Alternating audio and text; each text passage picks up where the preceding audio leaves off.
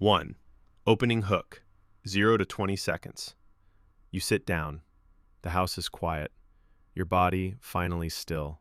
And yet, something fidgets inside your chest. Too quiet.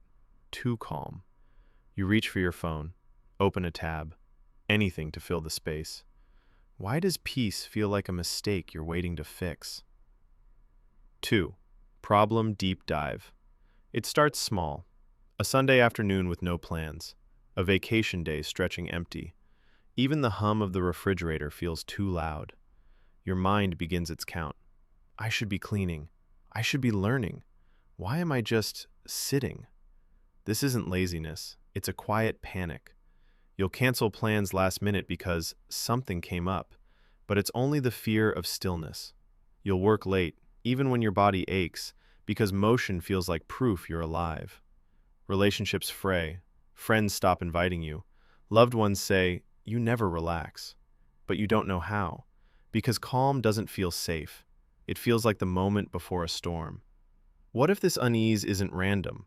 What if it's a pattern written deep in your nervous system? 3. Reframe. You are not broken. This guilt around rest? It's an adaptation, a survival tactic your brain learned long ago. Think of a child who grew up in a noisy house. Arguments, sirens, doors slamming. Their brain wired safety to sound. Silence meant danger was near. Or maybe you were praised only when you were doing. Rest meant invisibility. So your brain learned stillness equals disappearance. This isn't a flaw. It's a protective reflex. Your nervous system is guarding you just from the wrong threat. But how did this guard become so strict? 4. Psychological mechanism. Your brain runs on prediction. It constantly asks, what comes next? In chaotic environments, where conflict or stress was common, your brain learned to associate activity with control.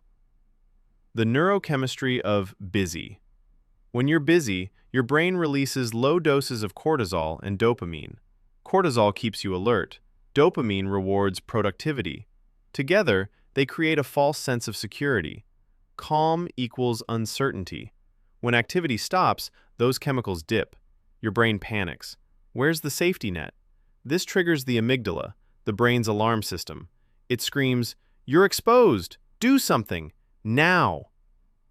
Metaphor. The guarded city. Imagine your mind as a city at night. Busy days are filled with traffic. Guards patrol, lights blink. Everything feels secure. But calm? The street's empty. The guards stand still.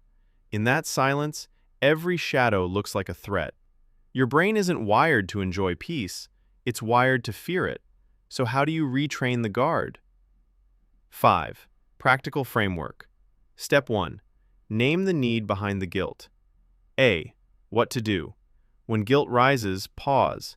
Ask, what am I afraid will happen if I stay still? Write the first answer that comes. B. Why it works. Labeling emotions reduces their power. Affect labeling. Naming the fear, I'll be useless. Someone will need me. Disconnects the raw panic from the story your brain tells. C. Example. You're on the couch, guilt flooding in. You write, if I rest, I'm failing my family.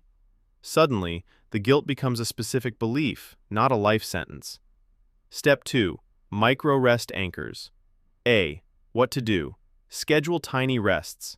90 seconds. Close your eyes. Breathe. No goals.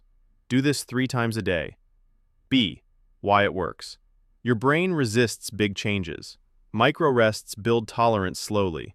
Like dipping into cold water inch by inch, your nervous system adapts without panic. C. Example. After brushing your teeth, sit on the edge of the sink. 90 seconds of silence.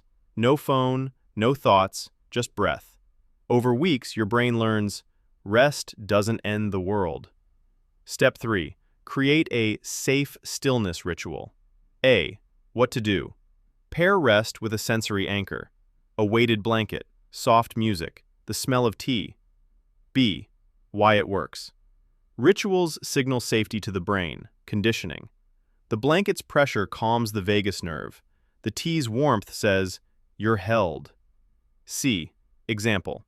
Every evening you sit in a dim room. lavender oil on your wrists, a 5-minute body scan, feet on floor, breath in my chest. Your brain links these sensations with a loud stillness. 6. Integration. Think of your mind as a stillness threshold. Right now, it's set just above zero activity. Every micro rest you practice lifts that threshold higher.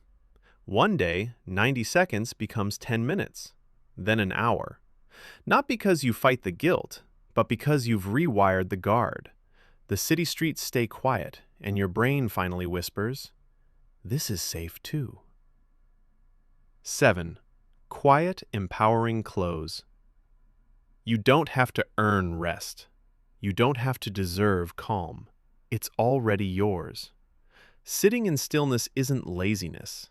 It's repair. It's how you learn that you are enough even when nothing is happening. The next time guilt rises, let it pass like a cloud. You've already built the ground beneath it. Rest isn't the opposite of living. It's where you remember who you are.